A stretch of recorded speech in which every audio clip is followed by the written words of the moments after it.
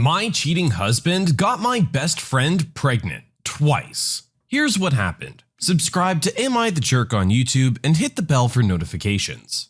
Yesterday, I received a call from my best friend Amy's husband, Paul, claiming my husband was the father of her 4-year-old daughter, Kim. He said they got into an argument and she blurted out that Kim isn't his daughter and that Kim regularly spends time with her real dad, my husband. He snooped around and found out her dad was my husband. I'm so shocked and angry, I don't know what to do. Paul claims he has evidence of their ongoing long-term affair, and he'd like to meet up with me to show me it. I don't know if I should go. He wants me to meet him alone at his house. A part of me wishes he'd never told me. I asked him to send me something over text because I honestly didn't believe him, and he sent me a blurry video of Amy having sex with someone. She was moaning my husband's name, but you couldn't really tell if it was him in it because it was so dark. He sent me a few texts between them too. I wish I could unread them. I feel numb and sick. I haven't confronted my husband yet. I don't even have the energy to do that. He noticed something was off when he got home and asked me if I was okay, but I just shrugged it off and told him I was going to sleep. He decided to work from home today because he was worried I wasn't feeling well. I wish he hadn't. To make things worse, me and Amy are both pregnant. I'm 5 months and she's 7 months. Paul claims that the baby is also my husband's. He said he was planning on suing my husband for all of the money he spent raising his child, and Amy was planning to put him on child support. He said he was warning me in advance so I could apply before her. They're going to get a divorce. I just can't believe he would do this. I'm just hoping Paul will text me saying it was all a joke. Amy keeps texting me telling me she's sorry. I've ignored her so far, but I want to rage at her. I don't know what I'm going to do if we get a divorce. I don't think I can raise my baby alone. I feel dumb for posting this, but I have no idea what I should do. Should I just pretend I don't know? Oh no, I'm so sorry this is happening. Well, first things first, you need to sit down and confront your husband. You need that clarity, and whether he's going to admit it or not, you need to at least ask him and see what his reaction is. If he says no and you really feel like he's lying, I don't know. You can look into a personal investigator maybe and try and get some proof. If it turns out that it is really happening, just get a divorce, move on with your life. Family or someone will help you take care of the baby. You don't need to worry about that. Don't stay stuck in a relationship where you're not being appreciated and valued.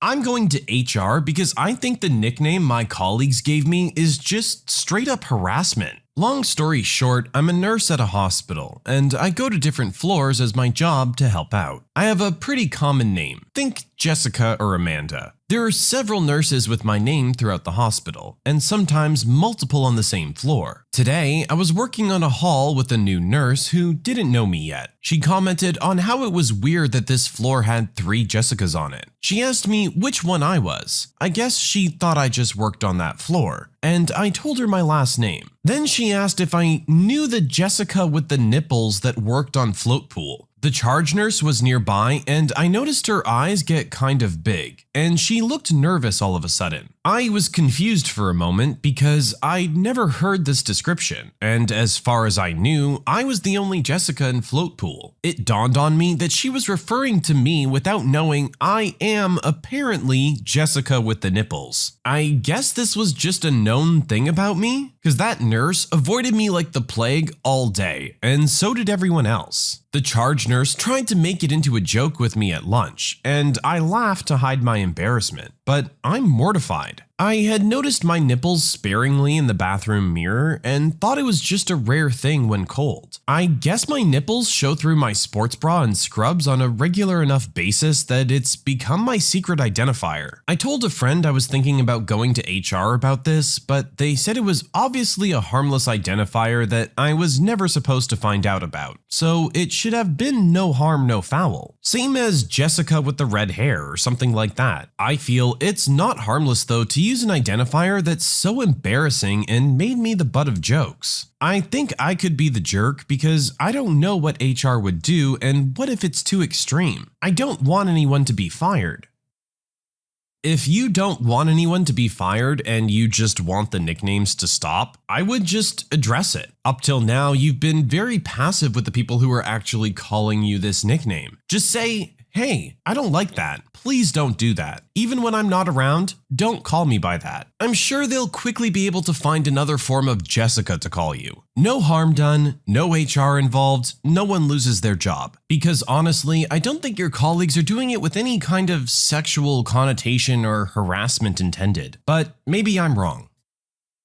My company refuses to let me resign early despite the fact that there's nothing for me to do anymore. Okay, I'll take your money. Last month, my manager drops a bombshell. The company has decided to scrap the big project that my team has been working on for the past 2 years. We must wrap up everything, and starting from June, we'll all be moved to different teams. Now, I'm a data analyst, and the company doesn't have any open projects that require a data analyst. So they looked at my profile, saw I had some basic knowledge of programming, and decided to move me to the dev team. Both me and the dev team think it's an insane idea because I'll need lots of training before I become useful, and I don't even want to be a full-time dev. But upper management hasn't bothered to ask for our opinion before making all the arrangements. I immediately start looking for a new job, and as luck would have it, there's an extremely high request for data analysts in my area. Within a week, I have an offer in hand and I give my notice. I'm in the EU, and my contract is very strict regarding notice periods. A resigning employee must give 2 months' notice. This is entirely for the benefit of the company so that they can find a replacement. The same applies when a company fires an employee. They must give the employee 2 months' notice. However, it's possible to shorten the notice period by mutual agreement. So when I sit down with my manager and HR, I tell them I'd like to only give 2 weeks' notice and leave at the end of May. I tell them that I've already started wrapping up my activities before my move to the dev team, and I don't have any ongoing projects that I need to transfer to my colleagues, so 2 weeks is more than enough to finish documenting everything. They say absolutely no, I have to stay here for the entire 2-month period, which is fine by me. My new job doesn't start until August, and I don't mind being paid in the meantime. The only reason I suggested shortening the notice period was because I thought I was doing the company a favor. I thought I'd be stealing their paycheck if I stayed for 2 months, even though I don't have anything left to do. But since they pretty much told me I was being unprofessional or that I was trying to cut and run, okay, I'll take their money in exchange for sitting around doing nothing for a few more weeks. You may think, but original poster, they're gonna find some boring task for you. Well, they can try, but the projects they're working on are so different from what I do that I'm pretty much useless to them. For example, someone will ask, "Can you do XYZ?" And I'll honestly answer, I have no idea what XYZ even is, but I'd be happy to if you teach me. At that point, they'll say it would take too long and it's not worth it to train me since I'm leaving soon. So my working days now go like this. I show up at 9 a.m. sharp and go to my office where I'm the only person, since the others were moved to different teams. I have a leisurely second breakfast, check my email, then I send a message to our Teams group letting them know I'm free and to ask me if they need help with anything. Then I remote into my home PC and play games until lunchtime. I have lunch, coffee, and chat with my coworkers. They're quite nice. It's too bad that upper management is crazy. I'm gonna miss them. In the afternoon, I usually check Reddit, I chat with my friends if they're online, play a bit more, and I'm out the door at 5 p.m. By the way, they'd like for me to vacate the office so they can use it as a meeting room, but they can't until I leave. There are no empty desks anywhere. The dev team already hired someone else and has no space. So, tough luck, jerks. It almost feels like your company is trying to make an example of you or something by not letting you leave early. It seems very clear to you and everyone else around you that there's no reason for you to be there anymore. But hey, if they want to keep paying you for a few weeks until you start your new job, why not? I love to get paid to just sit around and do whatever I want from 9 to 5. This seems like a really stupid move on their part, but hey, I guess that's their prerogative. I reported my stepsister for bullying, and now she might be expelled from school. Here's the situation at hand. My stepsister, 17-year-old female, has been bullying this girl in our grade, Mia. Mia is a very shy person. We were never friends, but were friendly until the bullying started, and then Mia withdrew from everyone. I found out about the bullying over a month ago. People described it as not real bullying, but my stepsister has called her names and told her she doesn't deserve friends. I found a written note telling Mia this. I was ticked. My stepsister and I have never had a good relationship, always fighting, but I never figured she was an actual bully, just someone who got on my frickin' nerves. I ended up going to Mia's parents with what I knew and the evidence of the bullying, and now it's been brought up with the school and Mia's parents want my stepsister expelled. My dad is ticked. He said it was so unbelievably petty and mean-spirited to go to the girl's parents over sibling issues. I told my dad nothing between us would ever be sibling issues because we're not siblings, and my siblings, younger brother and sister, would never do that to another person. My stepsister has been suspended right now, but it looks like she'll be expelled Thursday when the big meeting happens. My dad's wife is freaking out, and so are my stepbrothers. With the exception of my siblings, everyone seems to think I'm wrong for what I did, for not at least talking to my stepsister first. I feel like going to Mia's parents was the right call because of how serious bullying can be for the person being bullied, and even calling someone names can cut a person really deep. But I never expected this kind of reaction. Life at home is very awkward right now. Am I the jerk?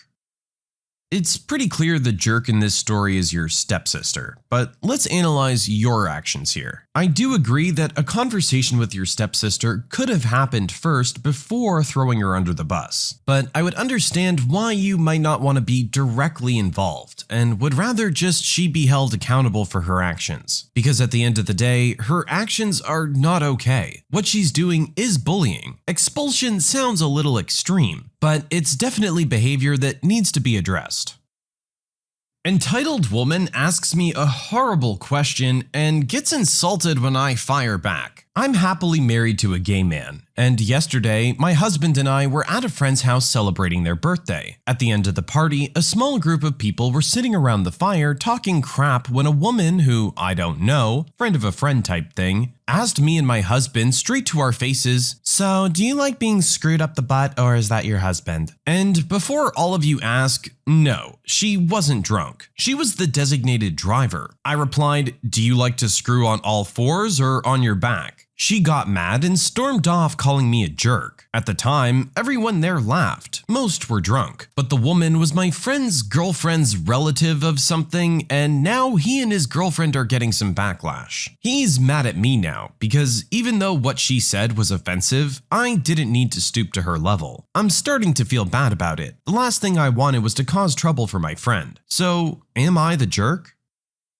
Honestly, she asked you an incredibly offensive question. She can't really be surprised if you fire back. And her reaction to your question is probably the same as your reaction to hers. Really just a taste of your own medicine situation. There's no way she can make this into a big deal without looking like an even bigger jerk for asking her initial question first.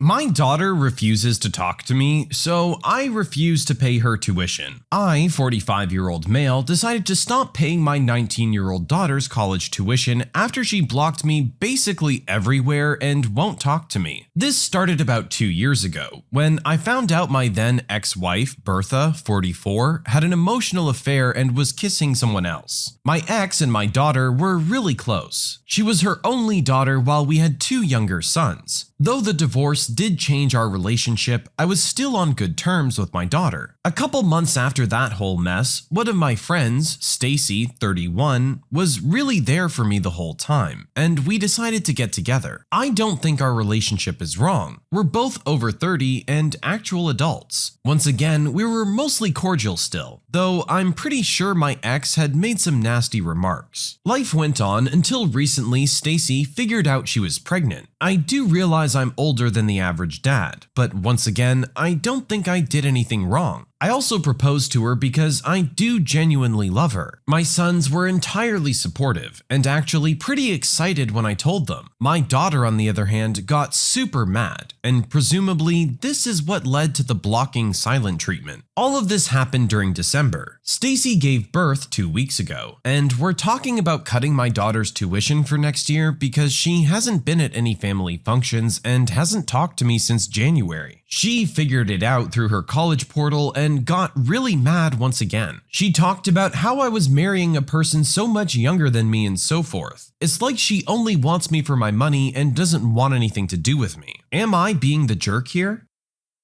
It sounds like your daughter's having a hard time adjusting to your new relationship. She's not really even giving it a chance, which isn't fair to you or your soon-to-be wife. And she can't be surprised that if she's going to completely ghost you, that you're not going to continue to pay thousands of dollars for her to go to school. There is kind of an unwritten minimum social obligation here. And considering you really didn't do anything wrong, it's up to your daughter to try and mend that bridge. We don't choose who we love. You happen to fall in love with someone who's more than a couple years younger than you, but I still think it's perfectly okay. You're both consenting adults. Do what you want with your own life.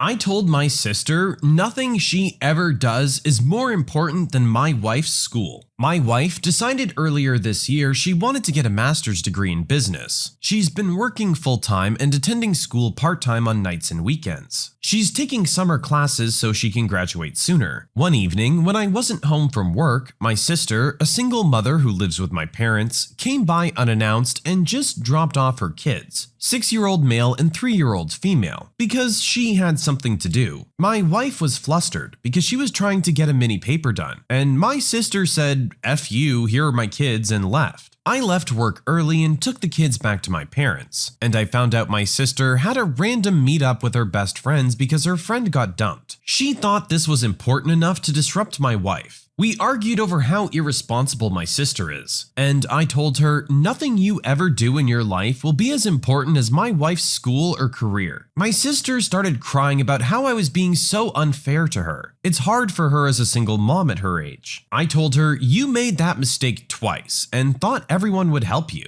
I'm not, and my wife's not. Raise your own kids. This made my sister cry harder, and my mom kicked me out of the house for disrespecting my sister and her children. This whole thing could have been avoided if my sister didn't act entitled to think she could just drop off her kids in the first place. Am I the jerk here? While I do think it's definitely a jerk move that she just drops off her kids and assume that you guys have free time and will babysit, I do think you came back a little hard on this one. You probably pushed a couple of buttons that were very personal. I think that what you said was completely unfair and unnecessary. You were being a jerk, even though she might have pulled a bit of a jerk move first. I gave my fiance's daughter the same present for her birthday that she gave me for mine. Nothing. Here's some background. I have dated a woman with 3 kids for 4 years at this point in time. I'm 32 and she's 42. The kids are not mine. Her kids are currently 22, 19, and 17. They all live at home. The oldest are girls and the youngest is a boy. I own a construction company and she owns a nail salon, and we're both financially stable. They idolize their dad that is basically non-existent in their lives. However, they hate me. Now the rant. I love the woman I'm with and have had, depending on your definition, a very successful dating life prior to meeting her. Due to her kids' ages and my age difference with her, prior to us getting serious, we did discuss the kids and parenting. To that end, I've been very committed to always be there for them and doing my best with anything they need. Despite this, over time, the family I wanted has basically broken down to the point where myself and her children don't interact in any fashion. My casual suggestions of having a movie night or game night once a week where we all sit down and talk has fallen on deaf ears. Instead, my fiance insists that as long as I treat her good, not to bother or worry about how her children view me or our relationship, and to simply be nice and say hello and things when our paths do cross, which I've done to 10,000 blank stares and no replies whatsoever. But I digress. When we first got together up until last year, I set a budget of $300 per kid for birthday and Christmas presents, and for 4 years bought the kids nice and thought out gifts, or just gave cash. Last December, my business was slow, and while I did keep to my budget for them, it was especially hard with the household bills and the gifts for parents and siblings. Nonetheless, I sacrificed and went without, because that's what dads do, right? Imagine my surprise when collectively the gift I received from the kids in return was a stick of deodorant with a fancy note saying, "This is deodorant, it makes you smell good, use it often." My fiance thought it was hilarious, if not in poor taste, and I laughed it off, not expecting anything in the first place. Fast forward, my birthday is in May. 1 child out of 3 said happy birthday to me, and none gave me a gift. Fast forward again, it's her daughter's birthday who just turned 13 last week. She was one of the 2 that neither wished me a happy birthday or gave me a gift, so I, in kind, did the same. Now, my fiance is mad at me and is calling me petty and childish. Before you judge me too harshly, we had a party for her in which I spent 2 days and stayed home from work to help with. I just literally didn't say one word to her daughter the entire day or give her anything. Finally, the conclusion. I err to you, Reddit, in your wisdom. Am I the jerk? Please tell me why or why not. For the record, her son was the one who wished me a happy birthday, and I am planning on giving him a gift in October. In my opinion, what goes around comes around. If they're not going to give you anything for your birthday and barely even acknowledge your existence, why would they expect anything in return? It seems to me that's the entitled thinking right there. I do agree that on the outside looking in, it could seem petty, but I completely understand where our original poster is coming from here. They don't feel respected or appreciated, so why are they going to go out of their way for you? When you subscribe, make sure to hit the bell to turn on notifications. Put the playlist on in the background to finish listening to all the stories, linked at the top of the description. And if you like Am I the Jerk, give Am I the Genius a shot, linked in the description as well. Either way, thanks a lot for watching, and we'll see you guys next time.